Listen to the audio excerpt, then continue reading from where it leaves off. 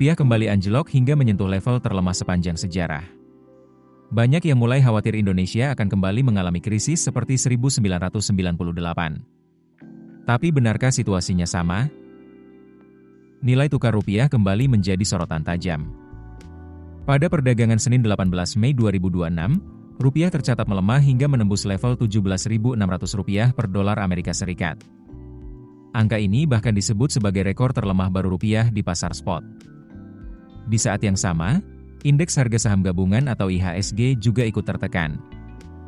Berdasarkan data Bursa Efek Indonesia, IHSG dibuka turun lebih dari 94 poin atau sekitar 1,4% ke level 6.628. Kondisi ini langsung memunculkan kekhawatiran publik bahwa Indonesia sedang menuju krisis ekonomi seperti tahun 1998. Menanggapi hal tersebut, Menteri Keuangan Purbaya Yudisadewa menegaskan kondisi Indonesia saat ini sangat berbeda dengan krisis 1997 hingga 1998. Menurut Purbaya, krisis 1998 terjadi karena kombinasi kebijakan yang salah, resesi panjang, dan ketidakstabilan sosial politik. Sementara saat ini, Indonesia disebut belum mengalami resesi dan ekonomi nasional masih tumbuh cukup kuat. Purbaya mengatakan pemerintah masih memiliki ruang untuk memperbaiki situasi ekonomi yang sedang terjadi. Ia juga meminta investor dan pelaku pasar tidak panik menghadapi pelemahan IHSG maupun rupiah. Bahkan, Purbaya secara terbuka mengajak masyarakat untuk tetap percaya pada pasar saham Indonesia. Ia mengatakan secara teknikal pasar diperkirakan bisa kembali pulih dalam 1 hingga 2 hari ke depan. Untuk diketahui, berdasarkan data Reuters, rupiah berada di level Rp17.645 per dolar AS pada perdagangan Senin. Rupiah melemah sekitar 1,17% dibandingkan perdagangan sebelumnya. Jika dihitung sejak awal tahun 2026, rupiah sudah melemah hampir 6% terhadap dolar Amerika Serikat.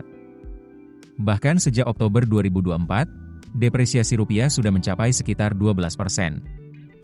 Sebagai perbandingan, pada krisis 1998 lalu, nilai tukar rupiah sempat jatuh hingga sekitar Rp17.000 per dolar AS.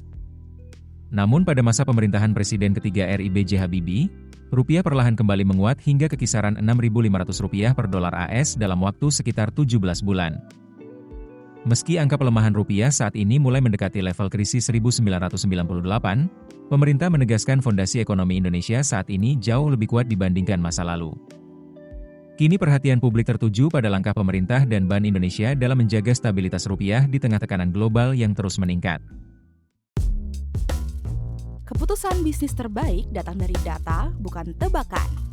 Mudah berlangganan Business Insight dengan subscribe with Google.